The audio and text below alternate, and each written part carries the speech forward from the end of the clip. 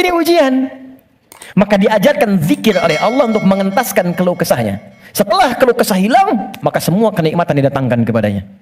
Tapi yang paling menarik, di ujung ayatnya ditutup, akan ada orang beriman melakukan keluhan yang sama di masa depan. Kami cepat jawab doanya, jadi begitu berzikir, dikabulkan oleh Allah, ditutup semua dosa-dosanya. Dosa mengeluh ditutup, dosa seakan menyalahkan Allah ditutup. Ketika ditutup, kami selamatkan dari kesulitannya, kami limpahkan rezeki yang pernah dirasakan oleh ia sebelumnya, bahkan lebih. Tapi belum selesai ayatnya. Wa kadzalika nunjil mu'minin. Demikian pula kalau ada orang beriman tanpa batas di masa depan, umat siapapun ia, mengeluhkan peristiwa serupa, kalau dia melakukan zikirnya, aku lepaskan dari kesulitan yang menghimpit, aku berikan kebahagiaan tanpa batas. Kalau kita ingin lihat keterangan Allah ada di Al-Quran. Kalau keterangan Nabi ada di mana? Hadis. Oke. Kita buka hadis riwayat Muslim. Yang standar nomor hadis 573. Kalau beda nomor, yang penting lihat riwayatnya, mungkin cetakannya berbeda. Amalan pertama sesuai urutan Nabi, 1. Kita gunakan yang ini dulu. Allah. Kalimat thayyibah. Ingat, saya bukan bicara dalam kondisi khusus ya, saya bicara dalam kondisi standar. Jadi standarnya kalau setelah sholat, kalau mau zikir, ini urutan-urutannya. Kalau kondisinya berbeda, kita tinggal sesuaikan saja. Kalimat thayyibah, yuk kita bacakan hadisnya.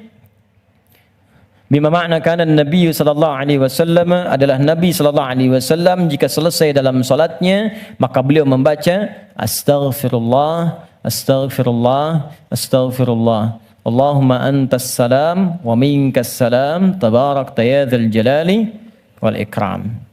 Adalah kebiasaan, karena kalau ketemu orang jadi kebiasaan. Ya, karena Nabi sallallahu alaihi wasallam adalah kebiasaan Nabi sallallahu alaihi wasallam setelah selesai mengerjakan salat, maka beliau berzikir mengucapkan astaghfirullah, astaghfirullah, astaghfirullah. Allahumma antas salam wa minkas salam, tabarakta ya dzal jalali wal ikram. Saya turunkan jadi 3 pembahasan di sini. 1 tentang istighfar. 2, bacaan istighfar.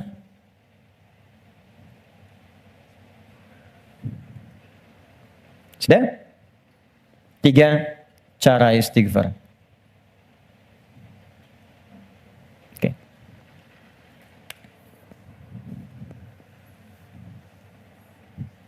Satu, sunnah pertama, selesai menunaikan salat itu istighfar. Dari kalimat astaghfirullah. Apa itu istighfar? Istighfar itu gini, asalnya katanya ghafara, ghain, fa, kemudian ra, ditambah ista. Setiap ada ista artinya minta. Ghafara itu mengampuni, ghufran ampunan, istighfar minta ampun. Minta ampun. Di dalam Al-Quran, kalimat ghafara dan turunannya disandingkan dengan dosa. Dosa. Ya, turunan dari ghafara, ghafir. Ya, Quran surah 40 ayat 3. Ghafiriz dzambi wa qabilit taubi. Dari ghafir ada ghaffar, ghaffar. Quran surat Nuh ayat ke-10, faqultu astaghfiru rabbakum innahu kana ghaffara. Dari situ ada ghafur. Pernah dengar kata ghafur? Innahu huwal ghafurur rahim. Ada ghafir, ada ghaffar, ada ghafur.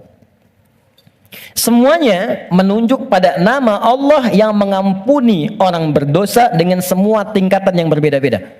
Kalau dosanya relatif kecil, tapi maaf, sekecil-kecilnya dosa juga. Kalau dosanya relatif kecil, ghafir. Agak menengah, ghaffar. Maaf, semakin terkumpul, ghafur diturunkan. Sampai manusia dipaksa, sebanyak apa sih dosamu? Kalau aku sudah turunkan nama yang paling tinggi untuk mengampuni semua dosa, dan engkau belum taubat juga, berarti bukan aku yang salah, kata Allah. Kamunya yang gak pengen berubah. Jadi, teman-teman, mohon maaf ya, Justru nama-nama ini menunjukkan kepada kita Allah membuka jalan, peluang pada setiap orang untuk berubah jadi baik. Nggak ada manusia yang sempurna. Fala tuzakku anfusakum, kata Allah, jangan merasa diri paling baik. Jangan merasa paling suci. Semua orang pasti pernah punya salah. Saya pun mungkin sekarang kelihatan bagusnya aja karena aibnya nggak dibuka. Kalau dibuka mungkin ada katakan nih, ternyata Ustadz ini buruk juga. Ustadz ini kotor juga. Jadi ini peluang dalam Al-Quran menawarkan, ayo berubah jadi baik. Semua orang pasti pernah punya masa lalu yang kelam. Tapi orang hebat itu yang bisa merubah yang kelam menjadi lebih baik di masa datang. Karena itu orang hebat disebutkan dalam Al-Quran, orang yang ketika dia merasa salah, dia berubah menjadi soleh. Karena itu dia ambil cara untuk tobat. Karena itulah Nabi memberikan isyarat, Allah sangat mencintai pelaku maksiat yang tulus bertobat dibandingkan orang soleh yang tidak pernah merasa salah. Catat itu. Di peluang jadi baik untuk semua. Di teman-teman pun kalau ada yang ingin taklim, jangan dilihat siapa dia. Oh dia ini, dia itu. Mungkin bergabung, barangkali dia lebih soleh dari orang yang pernah datang sebelumnya. Datang, rangkul, doakan. Insya Allah jadi baik. Nah, ini turunkan. Tapi yang paling menarik teman-teman sekalian, nah fungsi istighfar yang pertama, kita minta ampun, artinya ada dosa. Dosa apa yang terjadi pertama kali pada orang yang baru selesai sholat? Kata para ulama, jangan berpikir yang besar-besar dulu. Mungkin dosa besarnya yang pertama kali terjadi pasca sholat, dosa yang harus ditutup dengan istighfar itu, dosa kurang khusyuk dalam sholat. Waktu diminta sholat khusyuk kan? Kata Allah suruh khusyuk kan? Wasta'inu bisabri wassalah wa innaha lakabiratun illa 'alal khasyin. Ayo salat, salat yang khusyuk. Hafidhu 'ala salawati wa salatil wusta wa qumu lillahi qanitin. Quran surah kedua ayat 238. Kata Allah, kalau kamu salat yang khusyuk ya. Tapi berapa banyak dari sekian salat yang khusyuk? Bahkan baru takbir sudah kurang khusyuk. Allahu akbar, katanya Allah yang akbar. Katanya Allah yang besar. Tapi kok tiba-tiba pekerjaan jadi besar? Update status jadi besar. Ya, media sosial jadi besar, kendaraan jadi besar. Allahu Akbar ingat mobil, Allahu Akbar ingat IG, Allahu Akbar ingat Facebook. Berarti kan sudah keluar dari konten kekhusyuan, kan? Nah, kita bisa tutupi. Jadi yang kurang-kurang dalam salat itu, salah satunya diampuni oleh Allah kekurangan itu dengan istighfar. Jadi istighfar yang pertama kita lakukan bisa menutup kekurangan-kekurangan dalam salat yang kita kerjakan. Jadi kalau ada yang kurang khusyuk dalam sholat, selesai itu dengan istighfar kita. Astagfirullah, astagfirullah, astagfirullah. Paham sampai sini? Oke, satu. Dua, bagaimana bacaannya?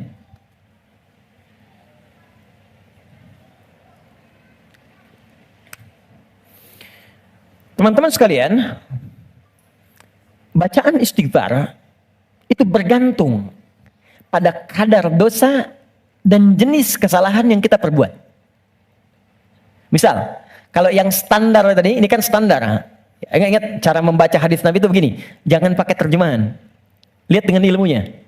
Jadi kalau Nabi katakan ini bukan berarti harus begini saja, kalau yang lain tidak. Bukan, kumpulkan dulu semua referensinya, baru kita lihat. Yang tadi, yang singkat, itu bacaan standar. Astagfirullah, astagfirullah, astagfirullah. Itu standar. Standar kita baca untuk menutupi kekurangan dalam sholat. Tapi kalau kita ingin memohon kepada Allah dengan istighfar itu real, nyata, menggugurkan dosa yang kita kerjakan, maka coba oleh antum diingat dulu, punya jenis dosa apa yang kita kerjakan dalam kehidupan. Ya, saya beri contoh 3 dalam Al-Quran. Sebenarnya nggak terlampau banyak ya. Dosa standar. Dosa standar. Apa dosa standar itu? Ya standarnya memang sering berdosa. Contoh, mata fungsinya apa? Oh kan, lupa kan? Oh, kalau sudah lupa suka nggak ingat memang. Mata itu untuk kita bukan melihat, tapi melihat yang baik-baik. Ingat, melihat yang baik-baik. Teruskan kalimatnya, kalau melihat saja semua dilihat. Tapi ketika Anda ikutkan melihat yang baik, berarti ada yang boleh dilihat, ada yang tak boleh dilihat. Yang baik itu yang dilihat. Ketika mata melihat yang tak baik, berarti salah. Kalau salah, berpeluang dosa. Gambar tak baik, nggak boleh dilihat. Tayangan tak baik, nggak boleh dilihat. Digi, maaf sekali kalau kurang menyenangkan kalimatnya, tapi karena saya sayang dengan Anda. Saya sayang, saya khawatir nggak bisa berjumpa di suatu saat nanti. Dan saya nggak tahu saya pun di mana. Tapi karena saya sayang pada Anda, saya sampaikan kalimat ini. Kalau dipandang saya nggak boleh, apalagi dilakukan. Maka jangan jadi pelakunya. Melihat aurat orang saja yang tampaknya, nampak, nggak boleh dilihat. Terus Anda jadi pelakunya. Jadi bintangnya gitu. Maka berapa banyak dosa Anda kumpulkan dari situ? Jadi ketika mata saja, ini kan mata peluang melihat yang tak baiknya banyak. Ya Anda keluar dari sini, Videotron muncul. Jangankan keluar, buka handphone ada gambar, WhatsApp ada iklan. Anda lihat status, yang lihat status istri orang. Terus sebaliknya. Ya, salah? Tidak.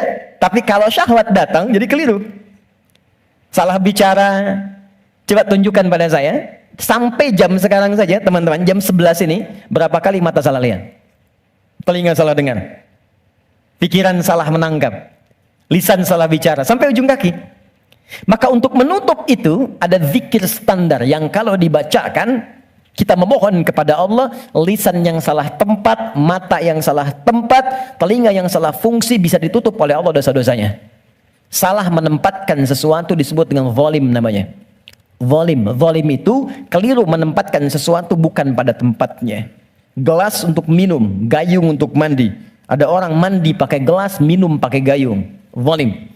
Mata melihat yang baik, ketika dipakai melihat yang tak baik, zalim namanya. Maka ada zikir untuk menutup perbuatan zalim dan minta rahmat kepada Allah untuk mengampuni dosa-dosa yang tertuang dalam perbuatan zalim itu. Itu di Quran surah ke-7 ayat ke-23. Dan zikir itu sudah diajarkan oleh Nabi Adam sejak pertama turun dari surga ke bumi. Rabbana zalamna anfusana wa illam taghfir lana wa tarhamna lanakunanna minal khasirin. Quran surah ke-7 ayat 23. Oke. Kalau teman-teman pengen baca untuk menutup dosa-dosa itu, kita tahu nih banyak dosa misalnya. Atau mohon maaf saya tes dulu atau saya tes lagi. Barangkali ada yang merasa dosanya masih sedikit. Yang nggak punya dosa hari ini siapa? Boleh angkat tangan. Oke. Yang sedikit. Yang banyak. Kayak saking banyaknya kita sulit angkat kan? Karena merasa ada, karena standar. Ini apalagi sekarang peluangnya banyak tuh. Saya barusan protes tuh di pagi tadi. Saya mengingatkan pada media-media. Kenapa sih sekarang banyak menampilkan yang buruk-buruk tayangannya? Sehingga jadi tutorial maksiat gitu. Sekarang maksiat itu ada tutorialnya.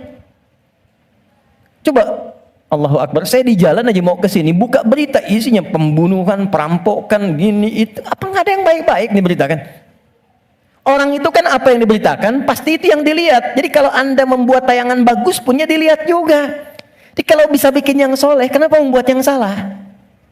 Kalau bisa membuat yang baik, ya teman-teman nih ya, misal Anda nih ikut project, bekerja di situ. Jadi kalau Anda semuanya kompak kerjakan yang baik, ya kan ikut kok semuanya. Siapa mau mainkan yang buruk-buruk? Jadi kalau kita bisa mengerjakan yang mulia, kenapa harus mencari sesuatu yang tidak baik? Nah, sekarang kita sendiri ketika mengerjakan diingat, ini baru hari ini, belum sebelumnya.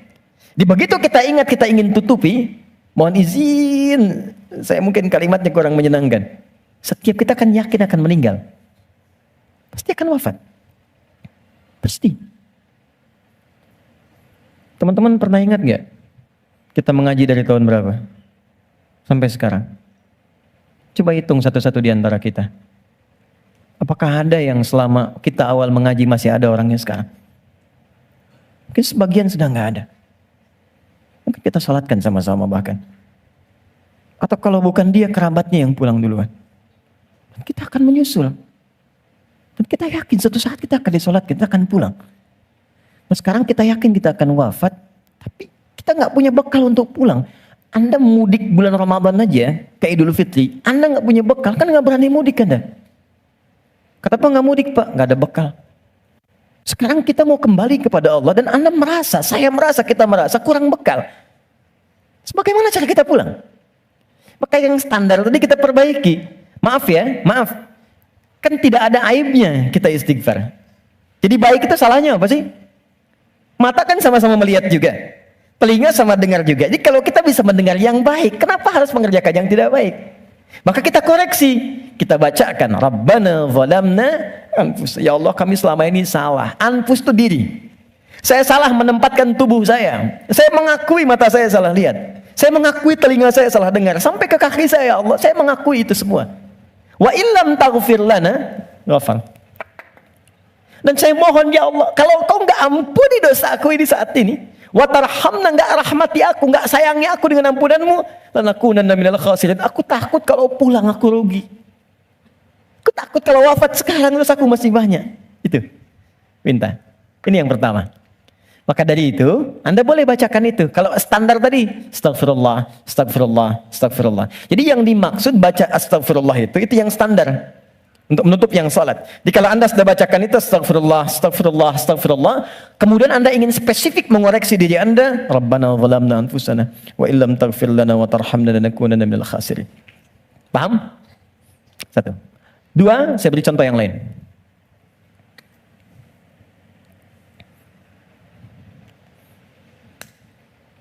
Ada zikir, istighfar, yang terkait dengan kurang sabarnya saat mendapati ujian.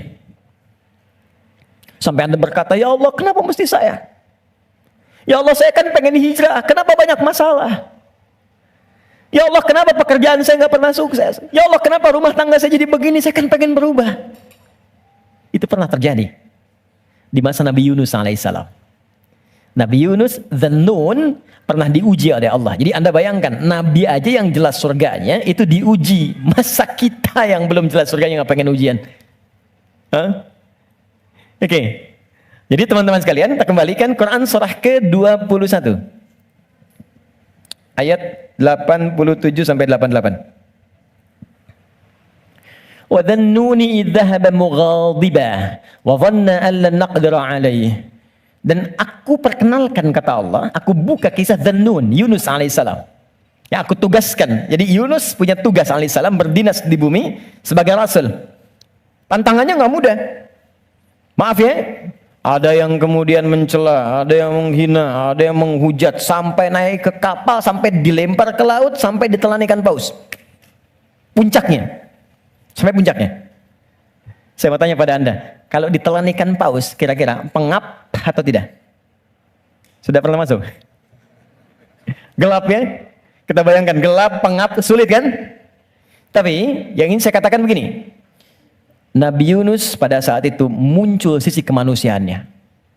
Keluar kalimat begini, ya Allah, kapan kau tolong saya? Tuh. Idzaba mughadiba fa dhanna alla naqdir alaihi. Dia kira kami nggak akan tolong. Dia berkata, ya Allah, kapan tolong saya? Kemanusiaannya. Cuman karena beliau nabi dan rasul, punya sifat ma'sum, maka diturunkanlah bimbingan oleh Allah untuk menjaga beliau supaya terbebas dari kesalahan. Dijaga. Itu sifat ma'sum dari nabi dan rasul. Maka kami turunkan zikir kepadanya untuk mengatakan, kamu jangan mengeluh. Ini ujian. Maka diajarkan zikir oleh Allah untuk mengentaskan keluh kesahnya. Setelah keluh kesah hilang, maka semua kenikmatan didatangkan kepadanya. Tapi yang paling menarik, di ujung ayatnya ditutup, akan ada orang beriman melakukan keluhan yang sama di masa depan. Walaupun nggak masuk ke perut ikan paus. Makanya kalimat Allah ketika membebaskan Nabi Yunus dari perut ikan paus setelah berzikir itu, kalimatnya fastajabna lahu fanajjainahu minal ghamb. Kami cepat jawab doanya, jadi begitu berzikir, dikabulkan oleh Allah, ditutup semua dosa-dosanya. Dosa mengeluh ditutup, dosa seakan menyalahkan Allah ditutup. Ketika ditutup, kami selamatkan dari kesulitannya, kami limpahkan rezeki yang pernah dirasakan oleh ia sebelumnya, bahkan lebih. Tapi belum selesai ayatnya. Wa kadzalika nunjil mu'minin. Demikian pula kalau ada orang beriman tanpa batas di masa depan, umat siapapun ia, mengeluhkan peristiwa serupa, kalau dia melakukan zikirnya, aku lepaskan dari kesulitan yang menghimpit, aku berikan kebahagiaan tanpa batas. Saya tanya pada Anda, pernah nggak ada yang mengeluhkan ujian Allah dalam pekerjaan misalnya? Di rumah tangga. Ya Allah, kenapa mesti saya? Ya Allah, why me? Kata Allah, why not? Ya Allah, kapan ini berakhir? Sebentar lagi. Ya Allah, ya Allah, ya Allah, kenapa saya? Ya Allah, saya kan pengen baik. Udah pengen hijrah, bagus, datang ke masjid, tampilan bagus, sendal paling bagus, pulang hilang sendal. aja gitu kan. Dan kita menuntut. Ya kata Allah tuh, kamu ini bagaimana? Nabi dulu aja diuji. Tapi Allah turunkan zikir untuk menghilangkan itu semua. Sebelum sampai pada zikirnya, teman-teman sekalian, Allah turunkan standar menghadapi ujian semacam ini. Ini pernah saya sampaikan sebelumnya. Jadi untuk menguatkan teman-teman dan saya serta kita semua, di standar ujian itu begini. Dan banyak kata Allah gagal melewati ujian itu bukan karena kurang pintar, tapi nggak belajar cara melewatinya. Saya bikin persamaan sebentar ya. Di situ aja, nggak apa, nggak. Saya tahu mana yang saya harus dihapus. Mana coba? Nah, saya tunjukin. Antum di situ dulu, lihat dulu. Ya, saya tunjukin ya. Bismillah. Karena antum yang orang pertama saya tes nanti. Insya Allah. Yang ini dulu. Ini tidak. Jazakallah khair. Kalau mau dipegang, boleh? Pegang dulu aja. Lihat sini. Saya bikin persamaan begini. Saya tanya dulu. Mau masuk surga? Masya Allah. Alhamdulillah. Surga. Punya persamaan. Mau dekat dengan Allah? Alhamdulillah. Masya Allah. Dekat dengan Allah. Baik. Mau dapat ujian? Kok jadi lemas? Mau punya masalah enggak? Enggak. Maaf ya, cuman sayang. Persamaannya tertulis demikian. Surga dekat dengan Allah. Ternyata kuncinya disebut dengan sabar. Kuncinya apa? Sabar. Ketika seorang masuk surga, maka kalimat pertama dari malaikat ucapannya selamat karena Anda punya kunci sabar untuk masuk ke sini. Itu di Quran surah ke-13 ayat 24. Salamun alaikum bima sabartum fa ni'ma uqbaddar. Selamat Anda sabar. Karena punya sabar, Anda bisa menikmati segala kenikmatan yang telah dipaparkan di surga ini. Yang ingin dekat dengan Allah, ternyata kuncinya pun serupa, sabar. Dalilnya Quran surah kedua ayat 153. Innallaha ma'as sabirin. Allah bersama orang-orang sabar. Di saya membuat persamaan begini. Surga sama dengan dekat dengan Allah sama dengan sabar. Sekarang persamaan sabar dalam Al-Quran, sabar bersanding lurus dengan ujian. Dengan masalah. Ujian. Masalah. Dalilnya Quran surah kedua ayat 155 paling kiri sebelah atas. Walanabluwannakum bisyai. Kami akan uji siapapun yang hidup. Jadi sepanjang hidup pasti akan mengalami ujian. Kalau persamaan berikutnya ujian sama dengan hidup. Jadi kalau kita baca persamaan secara terbalik, orang hidup pasti mendapat ujian. Persamaan terbaliknya, orang yang tidak ingin dapat ujian sama dengan tidak ingin hidup. Nah, sekarang saya tanya lagi, siapa yang tidak ingin punya masalah? Boleh angkat tangan? Anda maunya apa? Oke, sekarang lihat kembali. Fokus baik-baik. Lihat sini. Jadi setiap orang hidup pasti diuji. Kalau nggak hidup, baru nggak dapat ujian. Sepanjang hidup itu pasti ada masalah. Anda berpikir nggak pengen punya masalah pun itu sebetulnya masalah. Setiap kita pasti punya masalah. Saya pun di sini sedang menghadapi masalah. Seperti Anda pun belajar dengan saya sedang menggali persoalan. Nah sekarang saya keluarkan persamaan ini. Di matematika kan begini kan, A sama dengan B sama dengan C sama dengan D. Maka A sama dengan B, A sama dengan C kan? B juga sama dengan C, C sama dengan D. Kita turunkan ini. Surga sama dengan dekat dengan Allah, sama dengan sabar, sama dengan ujian. Maka kalau kita turunkan, orang yang mau pengen ke surga sama dengan ujian. Pengen dekat dengan Allah sama dengan ujian. Pengen sabar sama dengan ujian. Jadi kalau Anda ingin mendapatkan surga, pasti dapat ujian. Karena surga itu kunci untuk mendapatkan nikmat Allah. Dan untuk mendapat nikmat Allah, sabar. Untuk sabar, ada ujian. Jadi ujian itu kunci untuk ke surga. Ujian itu kunci untuk dekat dengan Allah. Jadi makanya berbahagialah ketika sedang punya masalah. Artinya itu mendekatkan Anda untuk dekat dengan Allah. Coba ibu kalau nggak diuji dengan perilaku suami yang kurang menyenangkan, ibu nggak akan mungkin nikmat tahajud malam hari minta sampai berderai air mata. Kenapa jadi ketawa? Antum kalau nggak diuji dengan ujian pekerjaan, nggak akan nikmat antum puasa. Bukankah tahajud datang saat pekerjaan mulai macet? Saat akhir bulan uang belanja belum keluar? Baru kan mulai, ya Allah. Terus puasa, terus baca Quran. Di kadang-kadang ujian itu muncul supaya kita bisa menikmati kedekatan dengan Allah. Ini ketika Anda mengatakan, ya Allah, aku ingin ke surga Firdaus. Baik, nih ujian. Ini masalah. Cuman supaya gampang mengatasi itu, diturunkanlah fikihnya, muncul caranya. Bagaimana supaya ringan menghadapi ini? Jadi bukan gelar yang dibutuhkan di sini, pelajaran. Anda nggak belajar, nggak lulus ujian. Sekarang ini ada ujian kehidupan, nggak dipelajari, status Anda setinggi apapun gagal. Bagaimana rumusnya? Sebelum kita ke kalimat yang kita akan bacakan, maka turunan-turunan di Al-Quran. Ada 3 rumus. Pertama, kalau Anda sedang menghadapi masalah, kalau tidak ingin rumit, baik di kantor, di rumah, dimanapun, pertama kata Allah berlaku Quran surah kedua ayat 286. La yukallifullahu nafsan illa. Ini nih rumusnya. Prinsip pertama, tolong tanamkan dalam jiwa kita. Mustahil Allah menguji seorang hamba di luar batas kemampuannya. Kalau kita bahasakan ini ke dalam bahasa psikologi, itu akan menenangkan jiwa kita. Kalau Anda sedang diuji, katakan kata Al-Quran, bisa, mampu. Karena mustahil Allah menguji kalau Anda nggak mampu. Teman-teman maaf ya, yang mampu itu Anda, bukan saya. Ketika Anda punya masalah sebesar apapun sekarang, Anda mampu, saya tidak. Karena itu Anda yang diuji, bukan saya. Allah menilai Anda mampu. Kenapa Anda pesimis? Allah menciptakan kita mengatakan Anda mampu. Kenapa kita yang diciptakan pesimis? Nikmati saja, katakan pasti bisa. Mampu saya. Kita yang punya ayatnya, orang Jepang yang praktekkan. Bahkan dia bikin benteng Takeshi. Kamu bisa, kamu bisa, kamu bisa. Hanya untuk menaklukkan Takeshi. Kita punya, saya senang baca ya, senang baca dulu lihat. Nonton tidak?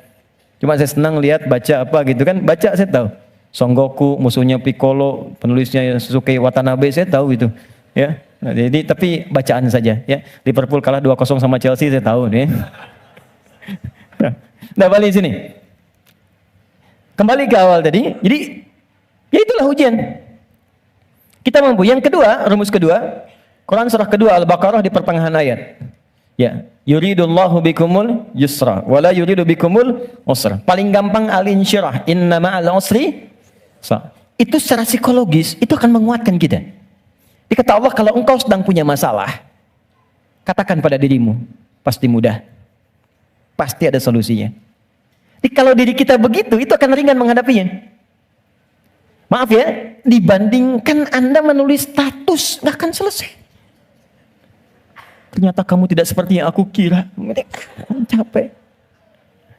Udah aja, pasti selesai, pasti bisa. Nah sekarang persoalannya, cara kita mengatasinya, ikhtiarnya bagaimana sekarang? Nah supaya kuat, maka kadang-kadang ada tindakan yang keliru. Kadang mengeluh, kadang curhat nggak jelas, kadang cerita ke orang, alih-alih kemudian kita mengadu kepada Allah. Atau puncaknya malah menyalahkan Tuhan. Maka diturunkanlah oleh Allah sebuah zikir lewat lisan Nabi Yunus alaihissalam yang kalau dibacakan seketika Allah tenangkan keadaan jiwa, dibuang keluh kesah dan langsung diberikan jalan terbaik untuk mendapatkan nikmat yang diharapkan. Apa bentuk zikirnya? Quran surah ke-21 ayat 77-nya. Wa nada fil zulumati alla ilaha illa anta subhanaka inni kuntu minadh. Itu zikirnya. La ilaha illa anta subhanaka inni kuntu minadh zalimin. La ilaha illa anta subhanaka inni kuntu minadh zalimin. Ini umum. Bisa di jabatan mungkin kurang menyenangkan, bisa di harta benda, bisa di persoalan. Nabi Yunus kan dia menjabat sebagai rasul, cuman dikerjai oleh orang, dilempar ke perut ikan paus sampai keluar. Bahasa Qur'annya wa kadzalika nunjil mu'minin. Kalau ada orang beriman berzikir seperti sama yang dikerjakan oleh Yunus, kami selamatkan ia seperti kami selamatkan Yunus alaihissalam. Boleh dikerjakan pasca salat. Langsung perintahnya di Al-Quran. Jadi kalau secara pribadi bacakan Rabbana zalamna anfusana, zikir terkait tadi bacakan ini. Bonusnya ada juga kan penyakit yang suka memvonis diri. Ya Allah, aku kok malah sakit begini? Kenapa mesti aku yang sering tahajud, sering puasa? Kenapa begini? Lakukan zikir Nabi Ayub alaihissalam. Bukan hanya diberikan ketenangan pada jiwa, bahkan diberikan kesembuhan. Diberikan kesembuhan. Saya berani mengatakan ini karena saya coba praktekkan di kalangan teman-teman spesifik. Dan hasilnya 100%. 100%. Ini ada saudara kita yang sedang ikut karantina dari Goa. Cukup jauh, Makassar ke sana. 30 orang. Rata-rata di atas 50 tahun. 53, 57, sekian. Sekaligus pendidikan imam. Sekarang di Sukabumi. Ada di antara mereka yang matanya satu nggak ngelihat. Satu. Coba saya sampaikan pesan Al-Quran ini, saya datang, saya kunjungi ke sana, saya sampaikan, begini cara menghafal, Anda bacakan doa ini sebelum menghafal ini, setelah menghafal ini. Kalau ada hajat khusus, cari di Al-Quran. Saya tunjukkan beberapanya. Tahu apa yang terjadi? 2-3 hari ke belakang saya dapat berita, ternyata yang nggak melihat ini, hari pertama, kedua, ke-13, ke-14, ke-15, tiba-tiba remang-remang melihatannya. Begitu masuk hari selanjutnya, dia buka kamar mandi masih pakai handuk, langsung ada cahaya. Ini nyata. Kelihatan semua benda yang di situ. Bisa melihat kembali. Dia keluar seketika, dia langsung sujud. Bersyukur kepada Allah Subhanahu wa Ta'ala. Ini kisah nyata, saya tidak mengarang. Nanti mungkin sebentar lagi ke depan akan kita sampaikan untuk share kepada yang lain. Ada kemuliaan. Jadi kalau makhluk mengatakan mustahil, itu tanda dari Khalik, tinggalkan makhluk, minta pada Allah. Nah, ada zikir Nabi Ayub alaihissalam untuk menghilangkan keluh kesah ketika sakit. Itu di Quran surah ke-21 ayat 83 sampai 84. 84 jawabannya. Wa ayyuba idz nada rabbahu, zikirnya anni massaniya dhurru wa anta arhamur rahimin. Allahumma anni massaniya dhurru wa anta arhamur rahimin. Ya Allah, penyakit ini sudah mengganggu saya, melukai saya, sedangkan Engkau yang paling sayang kepada saya. Kalau yang paling sayang saja tidak menyembuhkan saya, kepada siapa lagi saya mesti meminta? Jadi itu ya, itu zikir pasca salat. Kalau ingin standar, silakan. Astagfirullah, astagfirullah, astagfirullah. Allahumma antas salam, minkas salam, tabarak ta'ala jalali wal ikram. Kalau ada kebutuhan tertentu, silakan pilih. Ya, sesuai dengan standarnya. Kalau tobat umum dengan ini ingin dipanjangkan, silakan. Astagfirullahalazim, alladzi la ilaha illa huwal hayyul qayyum wa atubu ilaih. Boleh. Nah, cuma cara bacanya seperti apa? Karena banyak orang baca itu pun tidak mendapatkan hasil yang diinginkan. Maka terakhir, cara berzikir seperti yang digambarkan dalam Al-Quran dan hadis-hadis Nabi Sallallahu Alaihi Wasallam. Oke, ini bagian terakhir. Setelah itu kita jeda sebentar. Kita diskusi kalau ada yang mau ditanyakan. Kemudian nanti kita urutkan selanjutnya kemana amalan-amalan berikutnya. Terakhir. Teman-teman masih ingat? Apa itu zikir? Amalan yang menjadikan kita ingat kepada Allah. Sekarang gini, poinnya ingat Allah.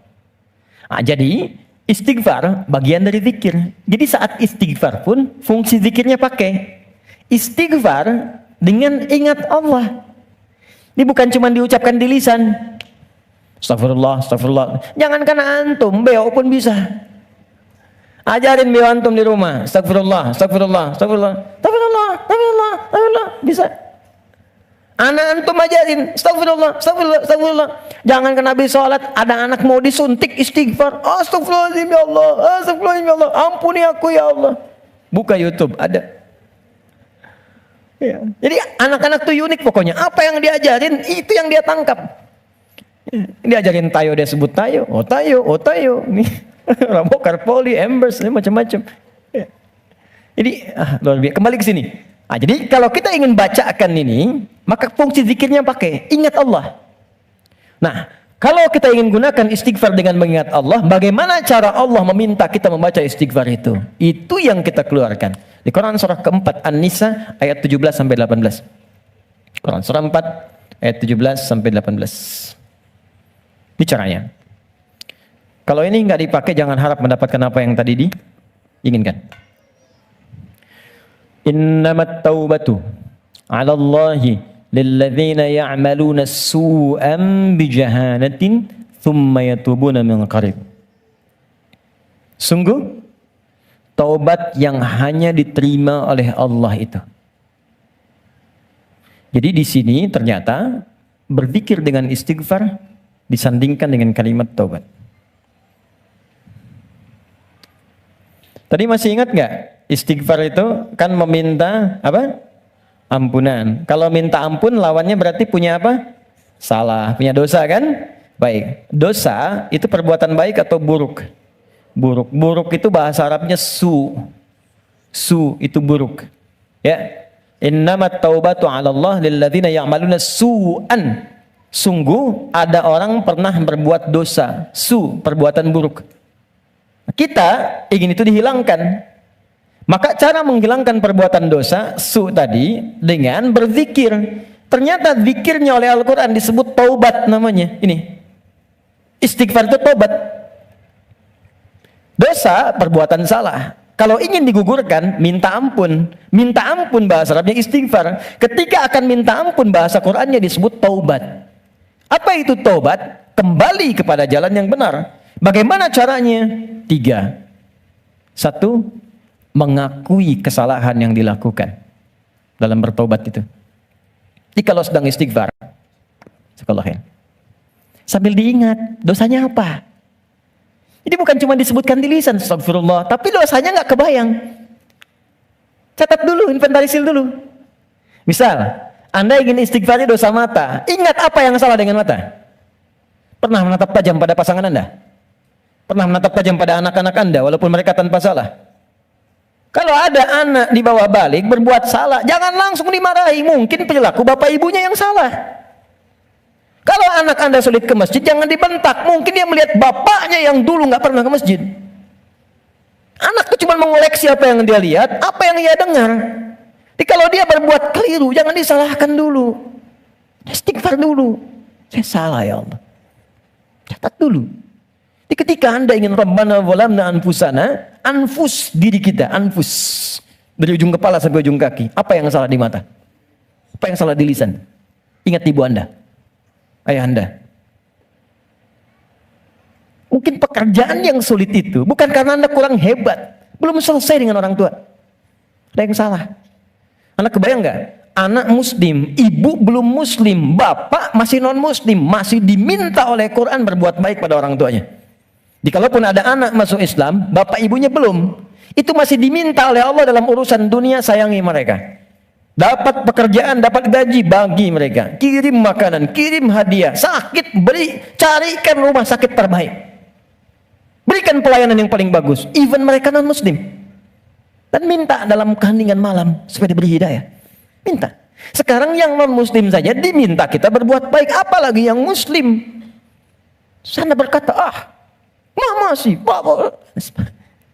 Mungkin itu yang menghambat pekerjaan itu belum berlangsung sempurna. Dengan pasangan hidup, suami ke istri, istri ke suami, ke anak, ke tetangga, itu aja dulu. Jadi begitu Anda datang istighfar, astagfirullah, ingat-ingat dosanya apa? Ingat-ingat. Itu poinnya. Jadi 1 itu dulu, ditaubat mengakui kesalahan. Yang kedua menyesal. Nyesal. Kenapa saya mesti melakukan itu? Biasanya gini, biasanya kalau kita sedang nggak stabil terus marah, hati kita tuh berkata, padahal tadi nggak harus marah gitu. Kenapa saya harus seperti itu? Itu lawamah namanya. Kenapa saya harus bentak anak saya? Kenapa saya harus bentak istri saya? Kenapa harus bersikap begitu pada pasangan saya, pada suami saya? Setelah itu Anda akan merasa salah. Ya Allah, salah saya. Astagfirullah, astagfirullah, astagfirullah. Nah, bacaan istighfar disertai zikir dengan kalimat taubat ini, itu yang akan menggunjam kepada jiwa. Sehingga akan terasa energinya beda, alirannya lain. Dan sentuhan ke arusnya akan berbeda. Dibanding Anda hanya sekedar mengatakan astagfirullah, astagfirullah, Rabbana zalamna, enggak ada getarannya. Udah. Karena itu, begitu Anda merasakan, mengatakan, mengakuinya, menyesalinya. Kata para ulama, bayangkan kalau Anda masih merasa mengerjakan itu, bayangkan seketika diwafatkan. Sesali itu, terakhir, mengganti itu dengan perbuatan yang lebih baik. Ganti dengan yang baik. Akui, sesali, ganti dengan yang baik. Karena itu di Quran itu ketika ada kata taubat selalu diiringi setelahnya umumnya dengan kata aslah. Faman taba wa aslaha. Ya, tabah wa aslaha. Orang tobat yang benar itu yang mampu mengganti perbuatan buruknya dengan yang lebih baik. Di setelah istighfar, lisannya nggak kasar lagi. Alih-alih mencela, sekarang jadi kata-kata yang mulia, kata-kata cinta yang keluar. Dengan teman-teman juga begitu, mata jadi baik, telinga jadi baik sampai ke ujung kaki. Itulah tobat yang benar. Jadi kalau esensi istighfar kita mau benar, ini teman-teman gini ya, kalau ini dipraktekkan satu aja, jadi orang baik kita. Satu aja, jadi orang baik. Lalu apa yang kurang baik dalam Islam? Nggak ada, Pak. Makanya jangan sembarangan menyebut Islam. Ini sekarang banyak di luar orang bikin isu tentang Islam, cuman salah. Cara berpikirnya keliru. Sekarang kan yang disebutkan Islam semua, Islam radikal. Jadi angin membangun persepsi Islamnya memang radikal. Kalau ada yang radikal, bukan Islamnya, Muslimnya yang keliru, orangnya. Dan logika berkata begini, ini hukum logika di ilmu mantik, ilmu logika. Ini ada A misalnya, satu ajaran. Diajarkan di 1, 2, 3, 4. Ajaran di 1 jadi baik, 2 baik, 3 baik, 4 tidak baik. Maka jangan langsung disalahkan A-nya. Dilihat mungkin ini yang salah belajarnya. Jadi kalau peci Anda tidak cukup dengan kepala, jangan dipotong kepalanya. Cari ukuran peci yang sesuai. Ini poinnya. Nah sekarang ini banyak sekali orang yang salah belajar tentang Islam, sehingga keluar perilaku yang tidak baik, yang disalahkan Islamnya. Celakanya dibangun opini dengan kalimat Islamnya. ISIS misalnya. ISIS itu kan disebutkan Islamnya. Islamis, sehingga seakan-akan Islamnya buruk. Saya kemarin membuat statement begini, ya, tak kenal maka ta'aruf, bukan tak sayang. Ya, ta'aruf. Jadi tidak selalu kenal mesti sayang. Ya, Anda kenal dengan istri tetangga kan tidak harus sayang, ya? Kenal ya kenal saja, tak kenal maka ta'aruf. Kenalan kan? Anda tak tahu Senayan, datang ke Senayan kan? Anda tak tahu Aviara, datang ke sini. Anda tak tahu Ustadz Fulan, datangi, dengar, lihat. Anda tak tahu Islam, masuk aja dulu. Ya masuk aja dulu ke Islam. Masuk aja, lihat. Terus ikutin sholat, ikut baca Al-Quran, ikut belajar puasa. Yakin saya, begitu masuk gak akan keluar. Kalau benar belajarnya. Kalau belum siap masuk dengan pintu syahadat, lewat belajar dengan pintu sholat. Ikut-ikutan dulu pakai jilbab. Ikut-ikutan, ikut sholat. Merasakan kenikmatannya, ikut puasa dulu. Begitu siap, masuk lewat pintu syahadatnya. Enggak siap, enggak dipaksa. Indah semuanya. Tuh, ini poinnya. Jelas ya? Oke, jadi saya ingin apa yang kita lakukan itu punya makna. Saya senang paham. Saya tidak senang hafalan. Anda menghafal tapi nggak ngerti itu. Sama dengan sindiran Al-Quran. Banyak orang sekarang sholat menghafal tapi nggak paham yang dibaca. Coba jujur, saya sering katakan kalimat ini. Dari sekian ribu kita ruku dan sujud, sekian kali sholat, berapa persen yang kita pahami dari semua bacaan sholat itu? Ya, bagaimana bisa khusyuk kalau nggak ngerti yang diungkapkan?